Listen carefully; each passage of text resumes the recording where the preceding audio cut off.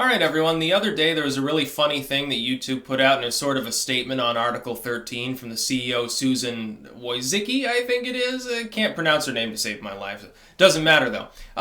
Basically warning against it. This is the EU copyright directive, the link tax, the link fee, and the whatever tax. Basically, it would destroy the internet's memetic function as we know it for anyone within Europe, probably filter out and end up abusing people outside of European Union's actual legal scope. It is draconian, wrong, should not be passed, is crazy, and will rip the internet apart. And this was basically what YouTube said in this. They'd be like, hey, this will endanger YouTube creators. We stand against this. And essentially, this is an attempt to get YouTubers to talk about it, to raise more awareness. They've done this before, and partially for good reasons, like SOPA. You remember when SOPA was going to go through, or I think it was PIPA was the other one, or ACTA. Google definitely did, and I remember Mozilla, Facebook, Google, I think Amazon, definitely eBay. A lot of these sites were on board. 4chan was part of it, Reddit too, of protesting.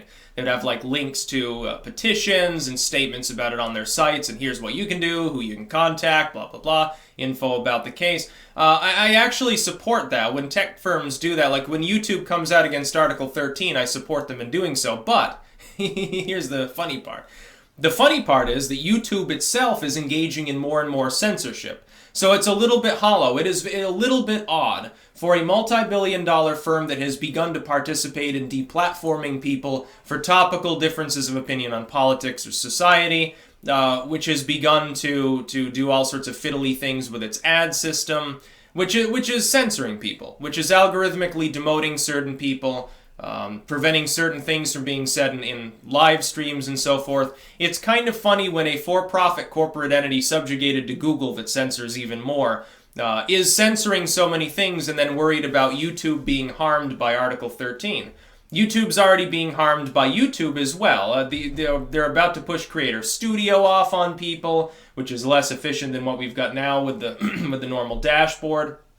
They've again fucked around with ads multiple times. Trying to expand the ad framework for no reason. Live chats are screwy. They in some cases appear to be live moderated by actual people. And then the algorithms have been all screwy. YouTube is in no position, therefore, to seriously weigh in on this. Unfortunately, it defangs the response. When a site is seen as censorious and abusive towards its user base, at least in part, especially when it's towards the politically active user base that you should be relying on the most to fight these things. The politically active user base on YouTube is the group that has suffered the most, that and people that are in comedy, satire, because algorithms can't tell satire from reality.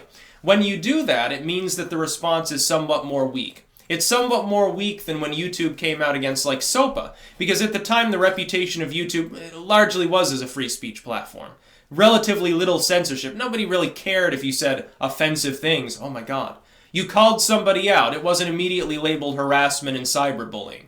That's just the way it was. Now they've gotten to the point where fucking some of these sites, they'll kick someone off some payment service because they make flirty ASMR videos or something. It's ridiculous. And so YouTube's warning about Article 13 is sort of, being mocked. It's sort of become a joke instead of being taken seriously as it should. Now here's the thing. I still stand against Article 13, absolutely. It's a terrible idea. The EU is nuts to try to impose it. Any U.S. firm that, by the way, imposes those rules on U.S. users because it might affect Europeans is crazy and will probably get shuttered. It'll get replaced.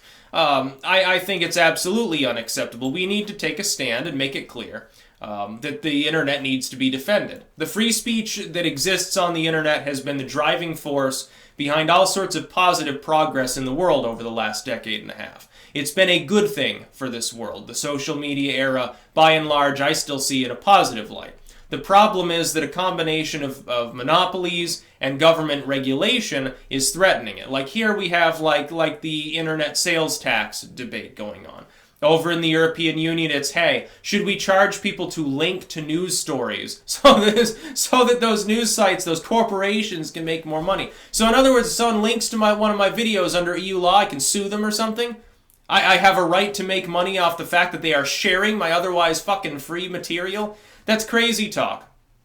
The initial idea, and remember, Again, the road to hell is paved with good intentions. Some of these people, after voting it through in the first place, were like, oh, I didn't even know it was in it. They're like, oh, I was told it was to protect creators and like musicians and shit. Paul McCartney, the ultimate sellout. Former Beatle, dropped acid all the time. Now he's just a corporate fucking sellout shill. He comes out and he's like, oh yeah, I think it's a wonderful idea. It'll help me make more money, basically, says old man Paul McCartney, from my liver pills. That's basically what he needs.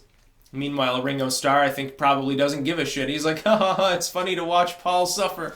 Because he deserves it.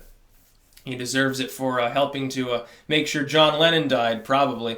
But YouTube is warning against it, but that's humor. I almost want to put this in the fucking comedy category. Oh, yeah. Oh, so you said they're saying to you, hey, don't censor our user base. Only we're allowed to do that. Don't you fucking abuse our YouTubers. Only we're allowed to abuse YouTubers because they're on our platform and they're our little sheep and stuff. And that's basically what it feels like. Like I pointed out like a couple days ago, I'm like, I feel less appreciated now than I did when nobody knew who I fucking was. Because years ago, YouTube was more of an independent creators platform. Now it's a corporatized platform.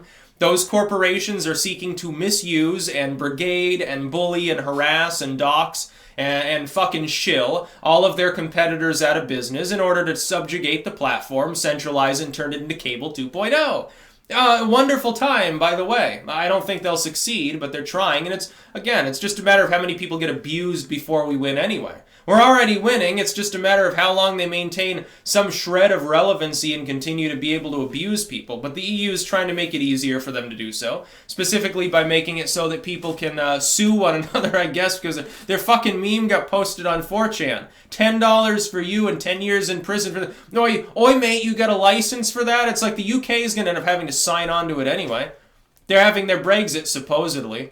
Word on the street is they're never going to have it at this point. I think what's happening is they're trying to wait long enough so that they can have another vote.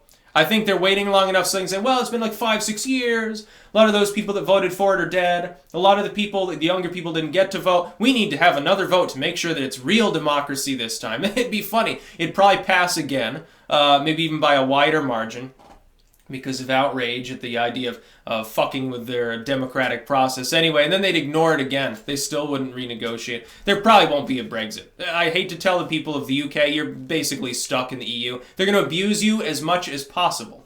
That's what's going to happen. So fuck the EU. That's about all. Peace out.